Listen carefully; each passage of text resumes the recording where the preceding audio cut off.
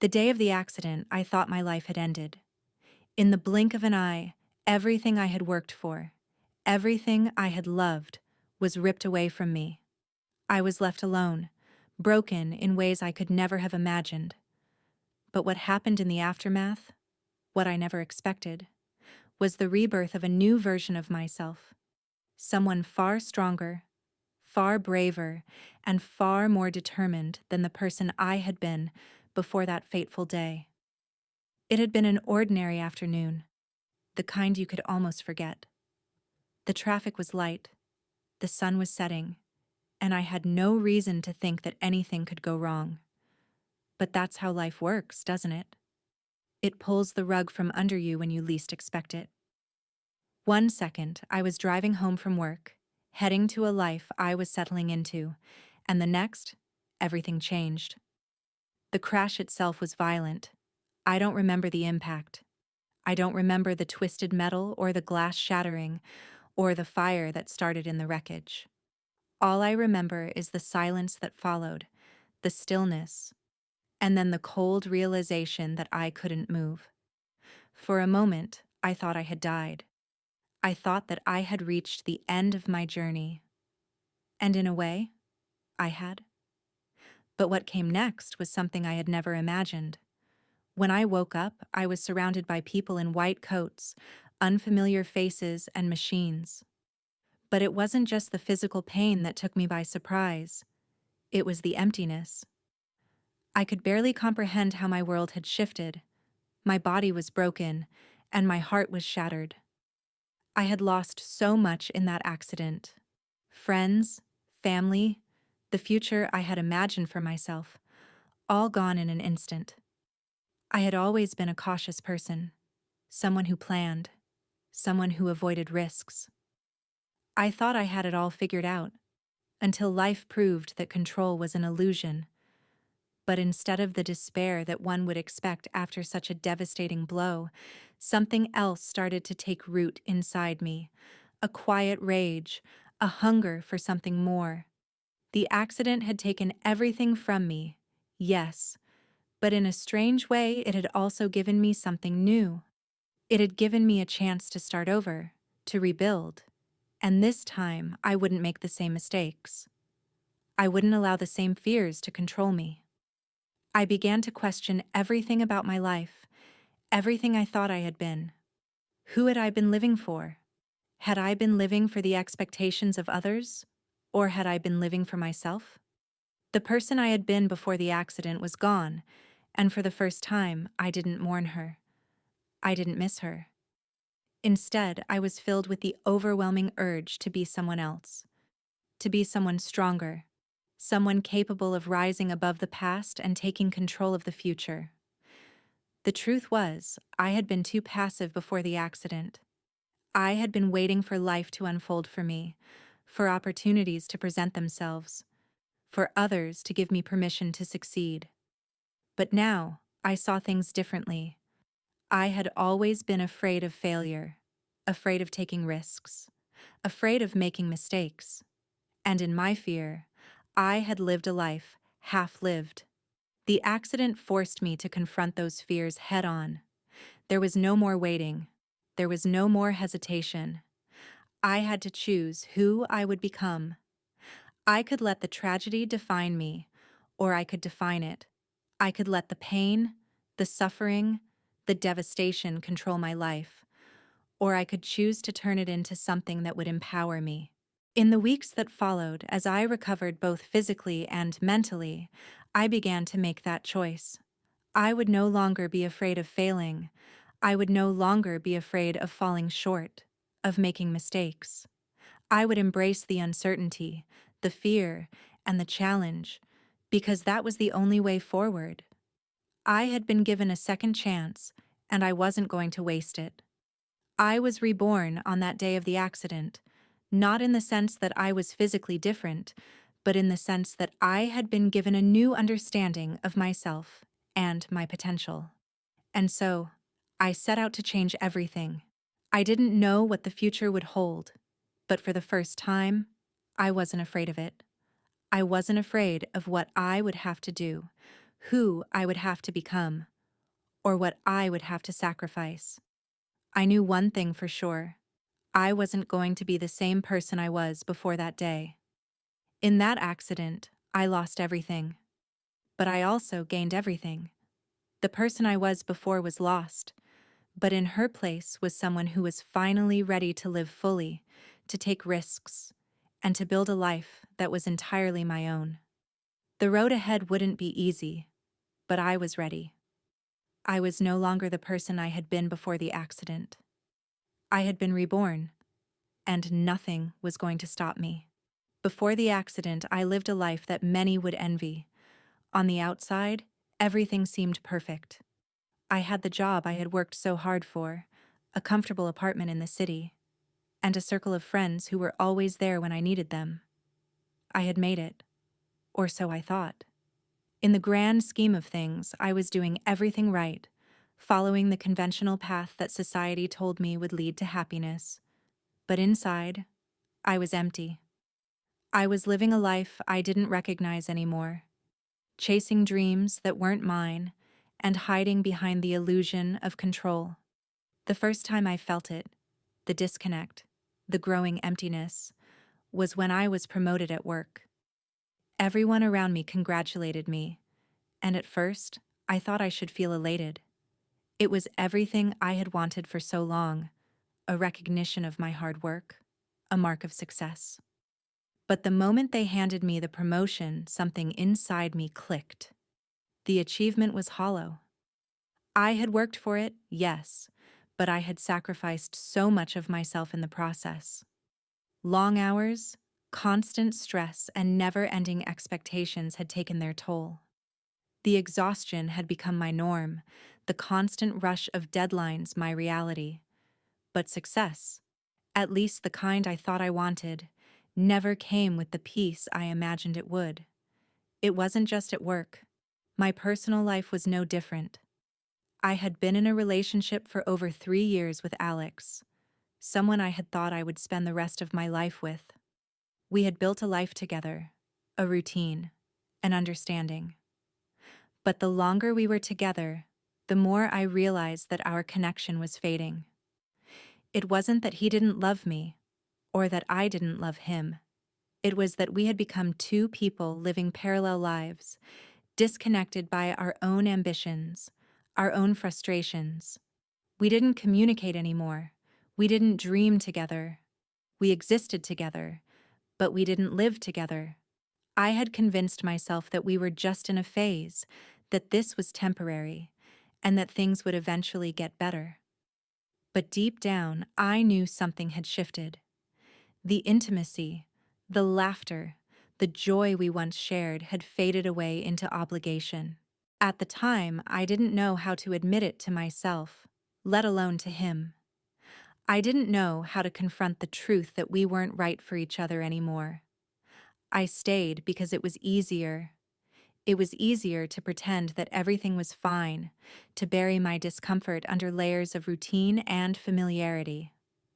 It was easier to continue living in this comfortable lie than to face the hard truth. I was afraid.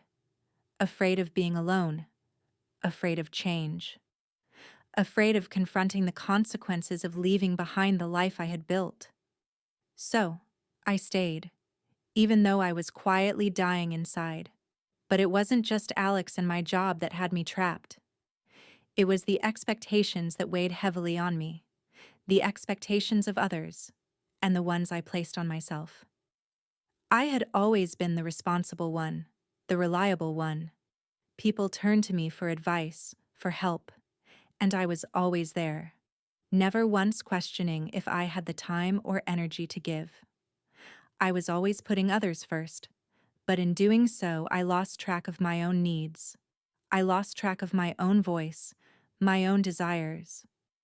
I had spent years living for others, believing that the best way to be loved and appreciated was to give and give and give without asking for anything in return. But it wasn't sustainable, and it wasn't healthy. I didn't realize how much I had been neglecting myself until it became too late. until my life became a blur of responsibilities and expectations, and I found myself lost, unsure of who I was or what I really wanted. I had given up my sense of self in the name of love, of success, of keeping up appearances.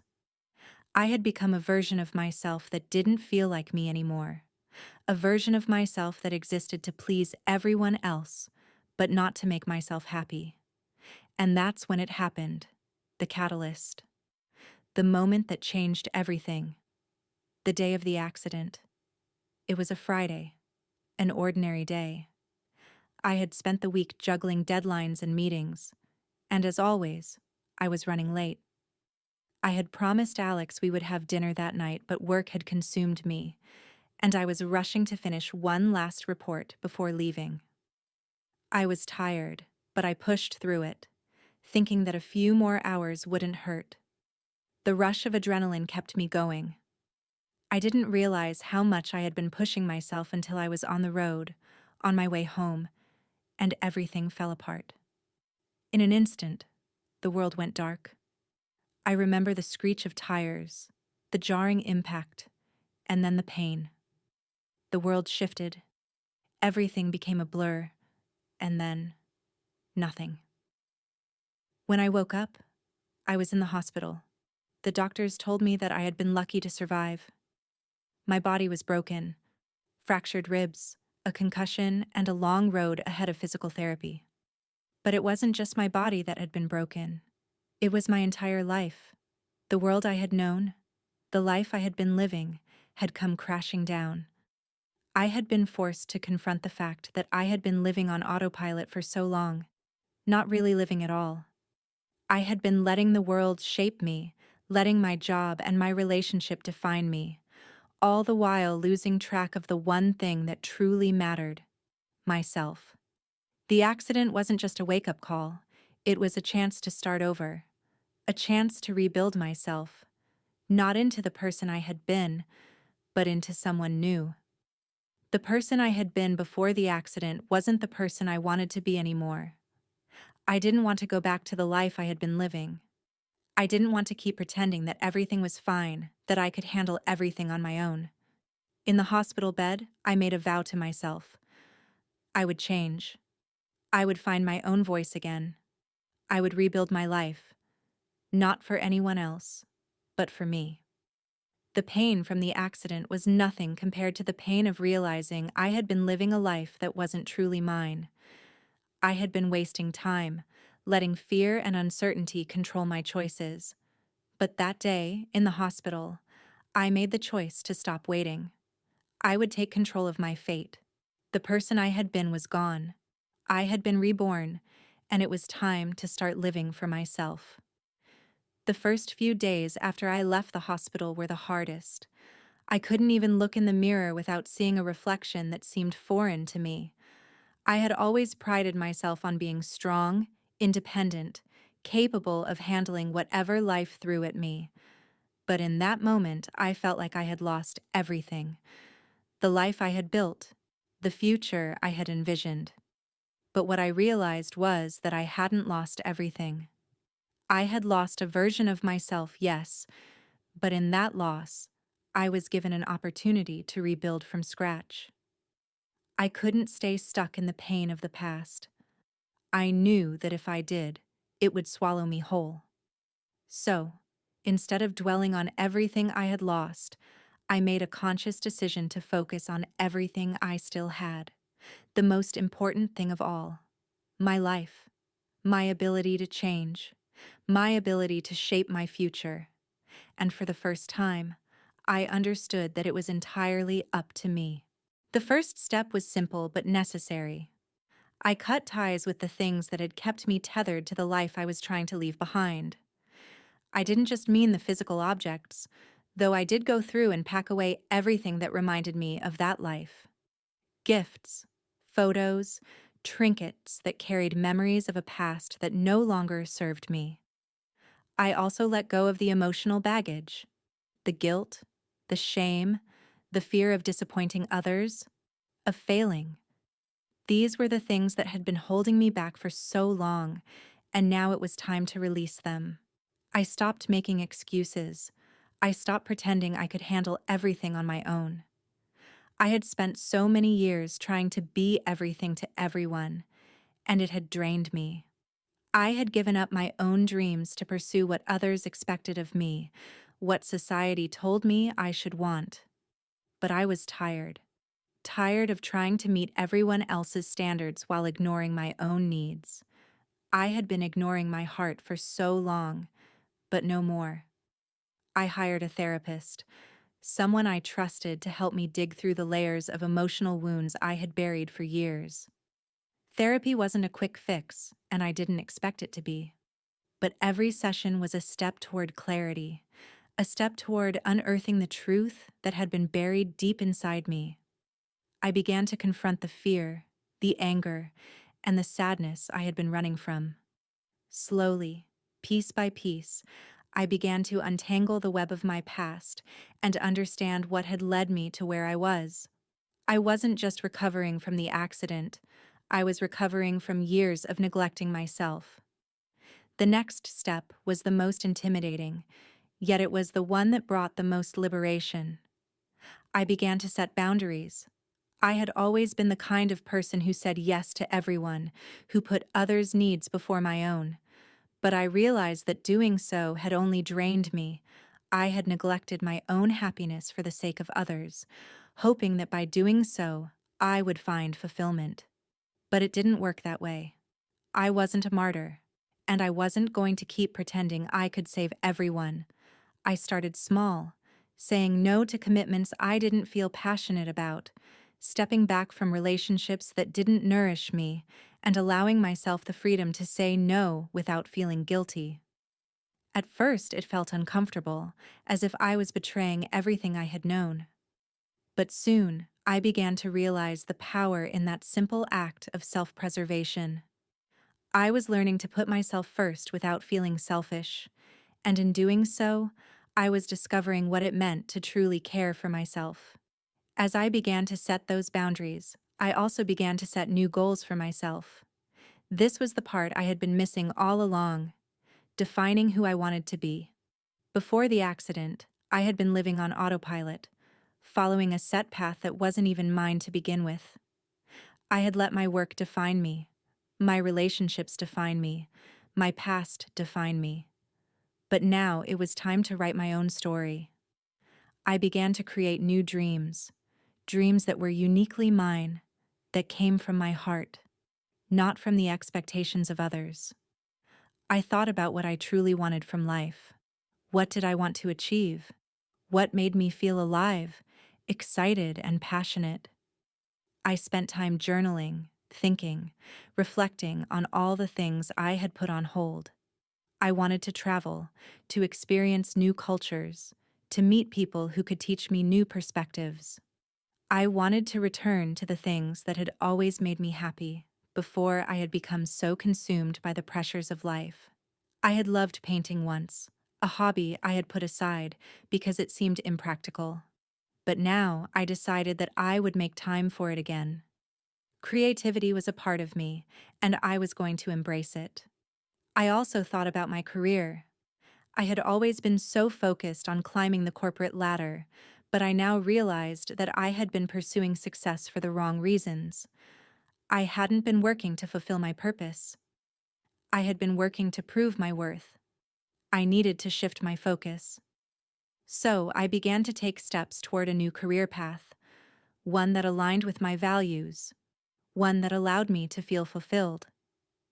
I didn't know what it would look like yet, but I knew it was time to explore new opportunities. Physical recovery from the accident had been grueling, and I realized that taking care of my body was just as important as taking care of my mind. I started small, daily walks, stretching, and yoga to regain my strength. I had to be patient with myself, but each small victory made me feel more capable, more powerful. I was reclaiming my body, and with it, I was reclaiming my sense of self. As the days passed, I began to notice subtle changes.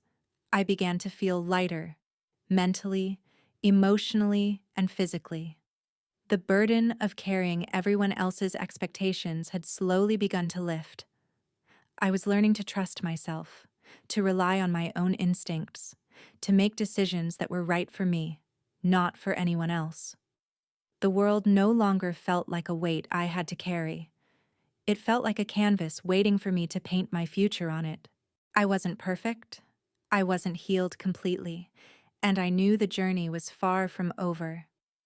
But each day, I was moving closer to the woman I had always wanted to be. A woman who chose herself.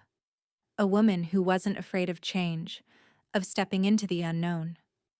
A woman who had finally found the strength to build a life on her own terms. As I started to rebuild my life, I was aware that the road ahead wouldn't be easy. My decision to break free from the life I had known, to change my fate, was not just about personal growth. It was about confronting the world that had once shaped me and challenging the expectations that others had placed upon me. But what I didn't expect was the resistance, the way my transformation would be met with skepticism, judgment, and even hostility. It started subtly. Friends who had once supported me, who had been by my side through thick and thin, began to pull away. At first, I didn't notice it. I was too wrapped up in my own healing, in the changes I was making, to pay attention to the shifting dynamics around me. But slowly, I began to realize that something was off. The phone calls became less frequent, the texts less meaningful. Invitations were extended, but they felt empty, like they were done out of obligation rather than genuine care. The first confrontation came when Sarah, one of my closest friends from work, invited me out for lunch. We had been inseparable for years, and I had always considered her a confidant, someone who understood me deeply. But when we sat down, I saw it in her eyes, the doubt, the disapproval. It wasn't the same warmth I had grown used to. It was the kind of look that told me she was holding something back, something she wasn't saying. "I've been thinking," she started, her voice hesitant. "Are you sure you're doing the right thing? I mean, don't get me wrong. I get that you're going through something huge, but you're really going to cut everyone off like this?" The question stung, more than I expected.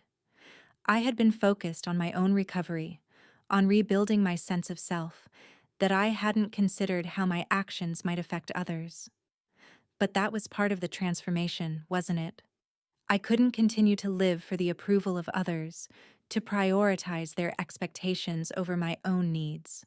Still, hearing her question, hearing the concern masked as judgment, made me doubt myself for a moment. "I'm not cutting anyone off," I replied, my voice steady but the weight of her words pressing down on me. "I'm just not willing to be something I'm not anymore. I've spent years doing what others wanted, and I'm done with that. I need to live for me now." She didn't respond at first. She just stared at me, her lips pressed into a thin line, as if she were trying to decide whether to argue or accept what I had said. Finally, she sighed and shook her head. "I just want you to be happy, but I don't think this is the way. You're still in recovery. You're still dealing with everything. I think you're rushing it, honestly." I could see the conflict in her eyes, and I understood it. She wanted what was best for me, but she didn't understand the depth of my need to change, to evolve. To her, I was fine as I was before, working hard, being the dependable friend, the reliable person. She didn't see how deeply I had been suffocating, how much I had needed to break free from the version of myself that had been trapped for so long. "I know what's best for me, Sarah," I said, my voice firm now. "I'm not rushing anything. I'm just being honest with myself.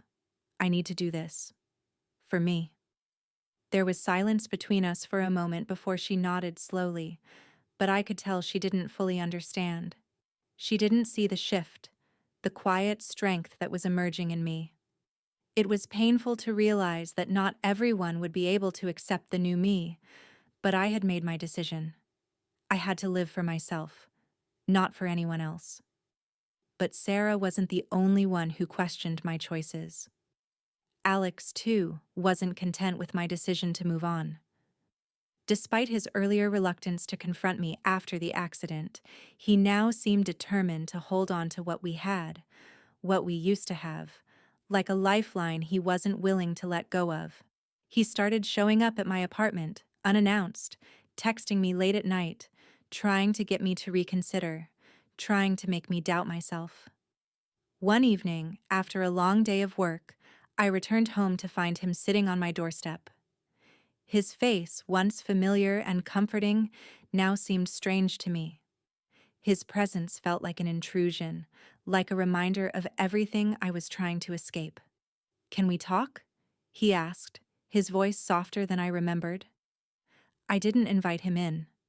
I stood there in the doorway, my heart pounding, the weight of his gaze settling on me like a pressure I couldn't shake off. I had made my decision. I had moved on.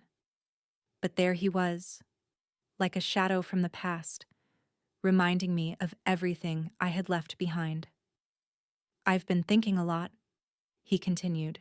I stared at the screen, feeling a mix of anger and relief. I could almost hear the familiar voices in my head, voices that had told me my career was everything, that I couldn't survive without the approval of the company. For so long, I had believed that work was the most important thing, that success in the corporate world would validate me. But now, I saw it differently. I had grown in ways I couldn't have imagined. I had realized that my worth wasn't defined by a job title, by the paycheck I earned, or by the demands of the corporate ladder. It was defined by my strength, my ability to choose my path, and my refusal to let anyone dictate my worth. The decision was clear. I could go back to the comfort of what was familiar, accept the offer, and fall back into the cycle of stress and sacrifice I had been living before. Or I could keep going, keep growing, and build something that truly reflected who I was. Without hesitation, I deleted the email. I wasn't going back. I had taken enough steps to create the life I wanted, and it was time to continue forward. The next few weeks were about reclaiming my power and solidifying the life I had started to build. I immersed myself in the work that truly inspired me, work that felt aligned with my values. I started my own consulting business, using the skills I had developed over the years, but in a way that allowed me to work on my own terms. The freedom to choose my clients, to pick the projects that excited me, was exhilarating. For the first time in my life, I didn't feel like I was working to please anyone else. I wasn't doing this to get recognition or approval from my bosses or my colleagues.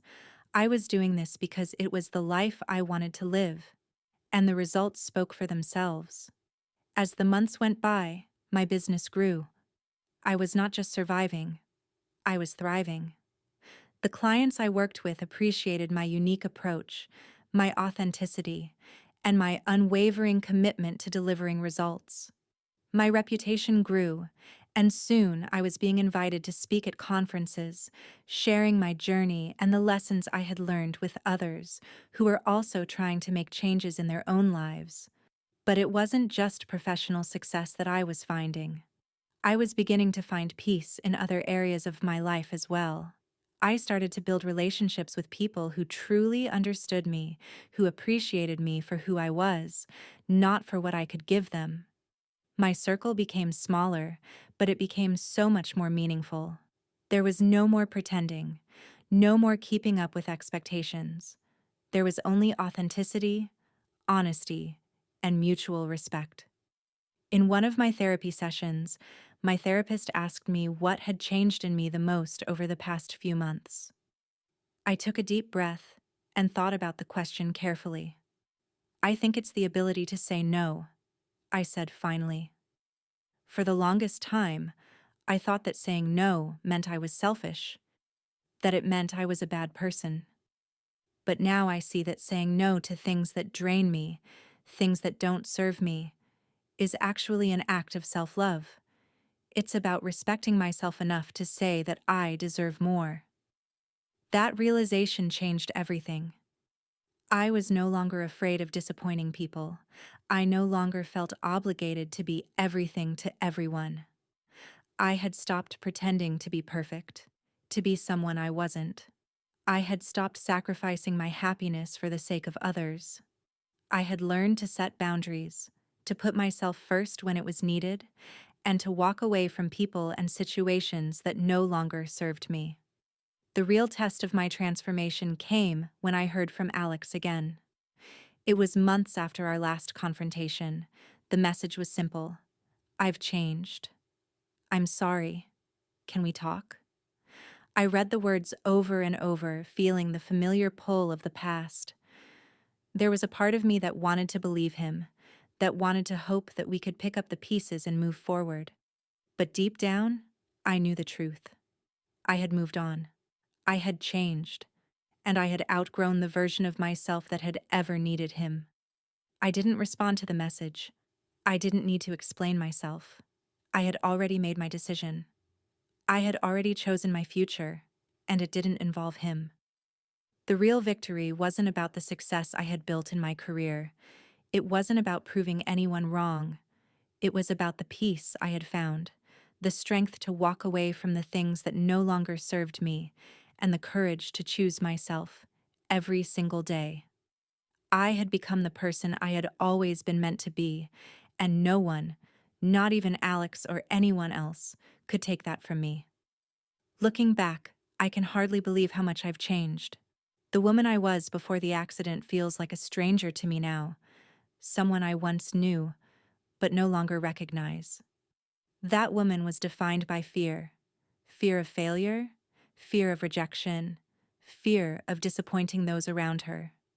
She was always trying to please, always trying to fit into a mold that others had created for her. She worked hard, but not for herself. She worked for approval, for acceptance, for the promise of a future that was built on the expectations of others. But that woman no longer exists. The woman who stands before you now is someone who has shed those fears. I have learned to stop seeking approval from people who didn't value me. I've learned to stop pretending to be someone I'm not. I've learned that the only approval I need is my own. It hasn't been an easy journey, of course. There were moments when I doubted myself, when the weight of the past felt like it might pull me back into that dark place. I was scared. Scared that I wouldn't succeed, that I wouldn't be able to keep up the changes I had made. Scared that I had built something that would crumble when tested. But every time I faced those fears, I reminded myself of the woman I had become: resilient, strong, capable of anything, and with each test, I proved to myself that I was right. I kept my promise to myself. I didn't go back to the life I had. I didn't let myself be controlled by the people and the things that once held me back. The work I had done to rediscover who I was, to build the life I wanted, paid off. My business continued to grow, organically, authentically, and on my own terms. I was no longer just surviving, I was thriving. I no longer worked for recognition or validation. I worked because I loved what I did, because it brought me joy, because it was in alignment with who I truly was. The transformation wasn't just external. It wasn't just about the career I had built, the success I had achieved, or the people I had met. It was about the internal shift, the way I had learned to trust myself, to love myself. For the first time in my life, I wasn't afraid to make mistakes. I wasn't afraid to fail. I was no longer trapped by the idea that my worth was tied to what others thought of me. I had discovered the power of self-validation. And with that power came peace. I had learned to set boundaries, something that had once felt impossible. But now I could say no when I needed to. I could protect my time, my energy, and my well-being without feeling guilty. The relationships I nurtured now were built on mutual respect and understanding. They were not about giving and giving until there was nothing left of me. They were about balance, about support. about both people bringing something to the table. I had learned to surround myself with people who uplifted me, who saw me for who I truly was, not who I pretended to be. And in return, I gave them the same respect, the same honesty, the same love. One of the most unexpected outcomes of my journey was the way I found love again, but this time it was different. It wasn't about neediness or insecurity. It wasn't about filling a void or finding someone to complete me. This time, I found love that was healthy, balanced, and based on mutual growth. I had learned to love myself first, and because of that, I was able to offer love without fear, without losing myself in the process. There were moments when I still faced challenges, when people from my past tried to pull me back into old patterns, tried to convince me to return to the version of myself they once knew. Alex reached out once more, but this time, it was different. I didn't feel the tug of nostalgia. I didn't feel the urge to go back to the comfort of what I knew. Instead, I saw him for who he truly was, a part of my past. Someone who didn't understand the woman I had become. I didn't need closure from him anymore. I didn't need him to apologize or make things right. I had already healed. I had already moved on. It was at that moment that I fully understood how far I had come. I no longer had to prove myself to anyone. I didn't need anyone else's permission to live the life I had built. I had taken control of my destiny, and the power that came with that realization was empowering. As I look toward the future, I am filled with hope and excitement. There is so much more I want to accomplish, so much more I want to experience. But for the first time in my life, I'm not rushing. I'm not living in fear. I am living with intention, with purpose, and with the confidence that I am capable of anything. The woman I am now is someone who embraces the unknown, someone who understands that growth doesn't happen in a straight line, but in the messy, beautiful process of trial, error, and learning. I've learned that life doesn't wait for anyone. It's not something that happens to you, it's something you create. And I've finally learned to create the life I want. So, as I stand here now, looking ahead, I know that whatever comes next, I will face it with the strength and courage I've built along the way. The journey isn't over, far from it. But I am no longer afraid. I am ready. Because I know that no matter what happens, I have the power to rise, to change, and to shape my future.